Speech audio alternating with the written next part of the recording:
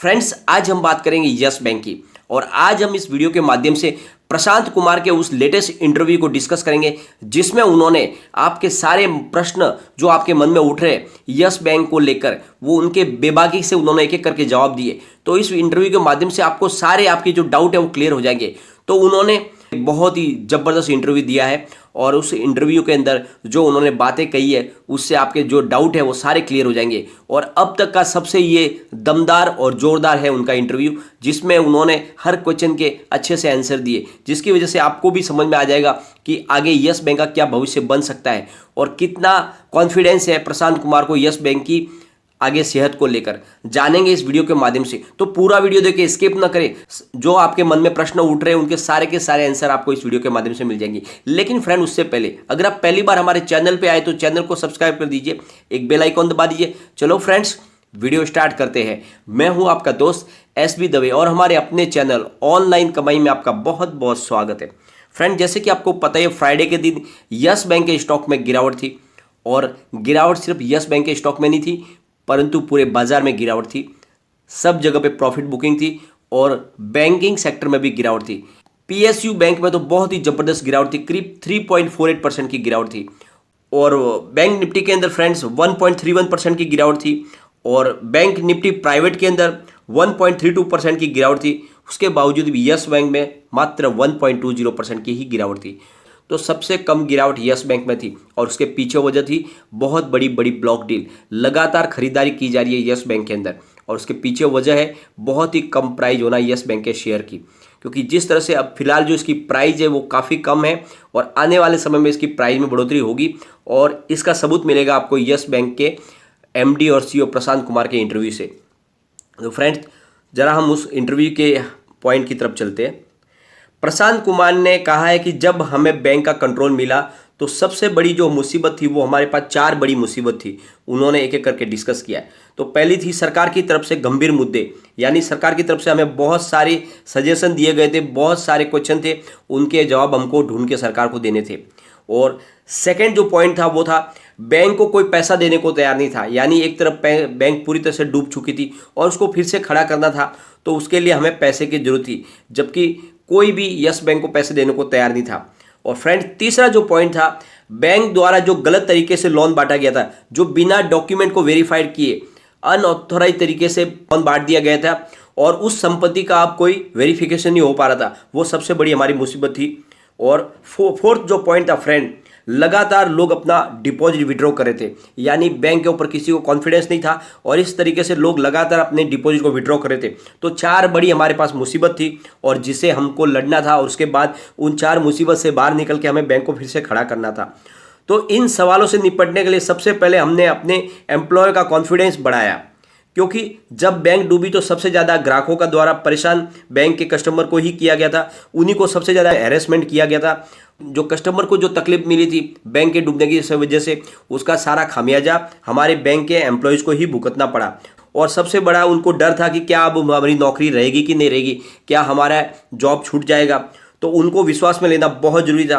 तो सबसे पहला जो हमने काम किया, हमारे एम्प्लॉय को अपने विश्वास में लेना और उनके कॉन्फिडेंस को बढ़ाना, ताकि फिर से वो नई पारी खेलने के लिए तैयार हो सके। और जब उनको हमने विश्वास दिलाया कि आपको किसी भी तरह से आपका जॉब नहीं जाएगा, और फिर हमने तुरंत 2019 के रिजल्ट को डिक्लेयर किया, जो काफ़ी समय से ऑलरेडी लेट हो चुका था। फिर हमने कस्टमर और एम्प्लॉय के बीच में एक पुल स्थापित करने की कोशिश की और इसके लिए हमने एक कम्युनिकेशन कैंपेन शुरू किया, जिसके तहत कस्टमर और एम्प्लॉय के बीच में फिर से विश्वास कायम हो सके जो डूब चुका था। फ्रेंड्स, प्रशांत कुमार से पूछा गया कि यस बैंक की जो शेयर होल्डिंग पैटर्न है उसमें प्रमोटर का नाम क्यों नहीं है। तो उन्होंने कहा कि जब हमने यस बैंक के लिए फंड रेजिंग की शुरुआत की, कोशिश की, तो हमें प्रमोटर के परमिशन की जरूरत पड़ी। लेकिन अगर हम प्रमोटर राणा कपूर की बात करें तो वो सिर्फ पेपर के अंदर प्रमोटर थे। हकीकत में राणा कपूर के पास यस बैंक के सिर्फ 900 शेयर ही थे। सारे के सारे शेयर उन्होंने ऑलरेडी बेच दिए थे। वो सिर्फ 900 शेयर होल्डर के शेयर के मालिक थे, इसलिए प्रमोटर की शेयर होल्डिंग का कोई सेंस ही नहीं बचता था। इसलिए हमने प्रमोटर की शेयर होल्डिंग को पूरी तरह से हटा दिया, ताकि हमें उसके परमिशन की जरूरत नहीं पड़े फंड रेजिंग के लिए, क्योंकि ऑलरेडी राणा कपूर ने तो अपने सारा होल्डिंग बाजार में बेच के वो दिवालिया हो चुके थे। इसलिए प्रमोटर की शेयर होल्डिंग ने, काफ़ी लोग पूछते हैं बार बार फ्रेंड्स कि यस बैंक के अंदर प्रमोटर की शेयर होल्डिंग नहीं है, तो उसका आंसर प्रशांत कुमार ने इस क्वेश्चन के अंदर दे दिया है। फिर फ्रेंड्स उनसे आगे क्वेश्चन पूछा गया, क्या आपको लगता है कि इतने बड़े घोटाले में बैंक के एम्प्लॉय का भी कोई रोल हो सकता है? तो प्रशांत कुमार का कहना है कि राणा कपूर बैंक के एमडी और सीईओ थे, तो अगर बैंक के कर्मचारी चाहे तो भी उनके डिसीजन को रोकने में उनका रोल नहीं हो सकता था। तो प्रशांत कुमार का कहना है कि बैंक के एम्प्लॉयज़ को ये सब पता था कि बैंक में घोटाले हो रहे, फिर भी वो कुछ नहीं कर पाए क्योंकि राणा कपूर के हाथ में पूरा पावर था और इसलिए वो चुप रहे। तो इसलिए मेरे हिसाब से उनमें उनका कोई ज़्यादा दोष नहीं है। आगे उनसे क्वेश्चन पूछा गया, क्या आपको लगता है कि 2019 से लेकर 2020 के दौरान अगर बोर्ड मेंबर चाहते तो इस मामले को अच्छे से सॉल्व कर सकते थे? प्रशांत कुमार का कहना है कि मुझे बिल्कुल लगता है कि जो बोर्ड मेंबर थे उन्होंने ईमानदारी से अपने कर्तव्य का निर्वाह नहीं किया। अगर वो चाहते तो इस घोटाले को रोक सकते थे और यहाँ तक नौबत नहीं आती।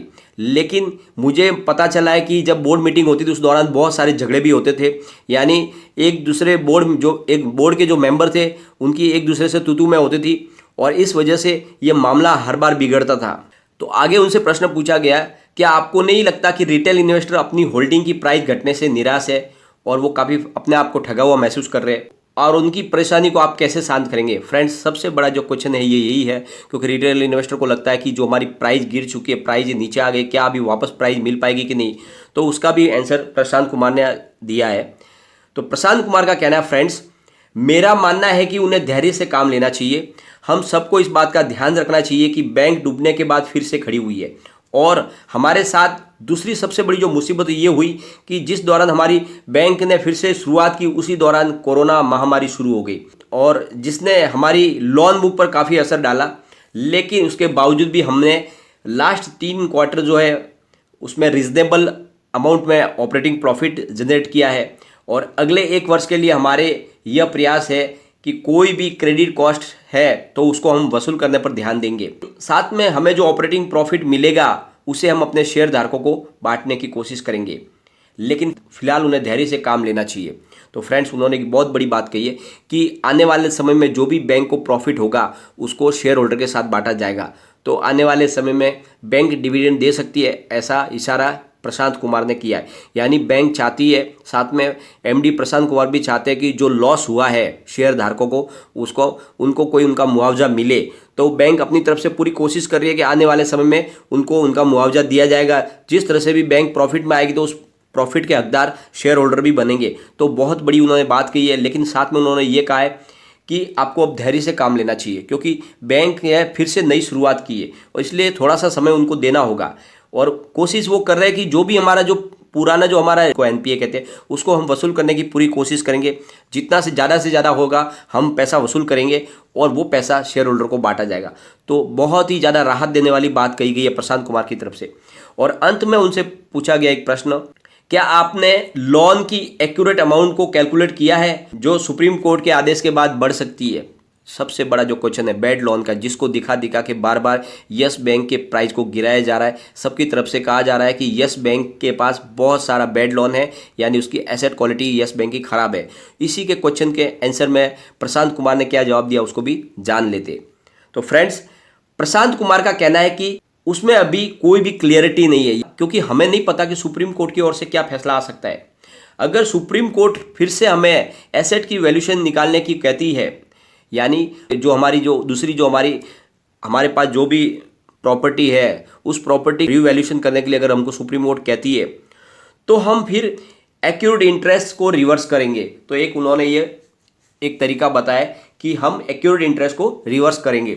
ये तो आने वाले समय की बात है, फिलहाल तो सुप्रीम कोर्ट की तरफ से ऐसा कोई वर्डिक आया नहीं है। अगर आएगा तब प्रशांत कुमार ने कहा उसके बारे में हम सोचेंगे। अभी फिलहाल एट प्रेजेंट में हमारा जो बैड लोन है उसको हम अच्छे से मैनेज कर सकते हैं। हमारे पास एक्सेस फंड है जिससे हम बैंक को आराम से अच्छे से चला सकते हैं और हमारी जो ग्रोथ है उसमें कोई कमी नहीं आएगी, और जिस तरह से हम अपने बिजनेस को पटरी पे चाहते हैं वैसे आगे बढ़ाते रहेंगे। और फ्रेंड्स और जिस तरह से बेबाकी से प्रशांत कुमार ने सारे क्वेश्चन के जो आंसर दिए उससे एक बात आपको समझ लेनी चाहिए, यस बैंक में रियल में बहुत ही मजबूती से काम कर रही है और अपने कारोबार को अच्छे से वो बढ़ा रही है आगे, और लगातार बहुत सारे पॉजिटिव डिसीजन ले रही है। जैसे कि आपको पता ही है कल परसों की जो न्यूज़ थी उसमें कि उन्होंने पीएनबी हाउसिंग फाइनेंस कंपनी के साथ में बड़ा एक टाइप किया जिसके तहत दोनों मिलकर अब लोन बांटेंगे। तो लगातार यस बैंक अपनी तरह से बड़े निर्णय ले रही है और यस बैंक का जो टाइप है लगातार बहुत सारी बड़ी बड़ी कंपनियों के साथ उन्होंने किया है। हिंदुस्तान की शायद ही ऐसी कोई कंपनी होगी जिसके साथ में अब फिलहाल यस बैंक के टाइप नहीं है। तो लगातार फाइनेंस सेक्टर में हो जाए, फिर क्रेडिट कार्ड के सेक्टर में हो या फिर लोन के लिए हो, तो बहुत लगातार वो टाइप कर रहे हैं। बिजनेस को हर तरीके से वो बढ़ाने की कोशिश करें, तो उससे हमें विश्वास रखना चाहिए कि आने वाले समय में यस बैंक के शेयर के प्राइस बढ़ेगी और इसके दिन बदलेंगे और आपको इसकी प्राइस बहुत ज़्यादा बढ़ती हुई दिखाई देगी। आपको सिर्फ विश्वास रखना है यस बैंक पे। और जिस तरह से प्रशांत कुमार ने एक एक क्वेश्चन के जो आंसर दिए उससे एक बात समझ में आ रही है कि यस बैंक का भविष्य बहुत ज़्यादा उज्जवल है और जो लोग इसके लगातार जो उसके सेल के टारगेट दे रहे उनकी नीयत में खोट है और उनकी बातों पे आपको ज़्यादा ध्यान नहीं देना है। आपको विश्वास रखना है एमडी प्रशांत कुमार पे और साथ में यस बैंक पे। आपने जो इन्वेस्टमेंट किया उसका आपको बहुत ही शानदार रिटर्न मिल सकता है, परंतु आपको भरोसा रखना होगा बैंक पे और साथ में प्रशांत कुमार की बातों पे, क्योंकि उन्होंने भी बार बार यही कहा है कि आपको धैर्य के साथ बैठना है, आपको धैर्य नहीं खोना है। बस इसी बात से अगर आप बात समझ लो तो इसमें सारी क्लियरिटी आ जाती है कि यस बैंक आगे जाके आपको मालामाल कर सकती है और आने वाले समय का ये मल्टी बैगर स्टॉक बनेगा। लेकिन फ्रेंड फिलहाल आपको थोड़ा वेट करना होगा और जिस तरह से लगातार इसमें म्यूचुअल फंड की खरीदारी बढ़ रही है, बड़ी बड़ी ब्लॉक डील हो रही है, पिछले 7-8 दिन से इसमें बड़ी ब्लॉक डील हो रही है और जिसको हम लगातार डिस्कस भी कर रहे हैं, इससे एक बात साफ जाहिर हो रही है कि अब बड़े घराने इसमें खरीदारी कर रहे हैं और बड़े जो फंड हाउस है उनको भी समझ में आ गई ये बात कि बहुत ही कम प्राइस पे ये शेयर हमको मिल रहा है और वो इसको चुपके से उठा रहे। तो आपको भी इसमें ध्यान रखना है और अपने पास जो शेयर है उनको संभाल के रखें, आने वाले समय में आपको बहुत ही अच्छा प्रॉफिट मिलेगा। लेकिन फ्रेंड कोई भी इन्वेस्टमेंट करने से पहले अपने फाइनेंशियल एडवाइजर से एक बार एडवाइस ले ले या अपना खुद का रिसर्च करें, क्योंकि मैंने वीडियो आपके एजुकेशनल पर्पज के लिए ही बनाया। वीडियो पसंद आए तो लाइक शेयर जरूर कीजिए और चैनल को सब्सक्राइब कर दीजिए। Thank you friend.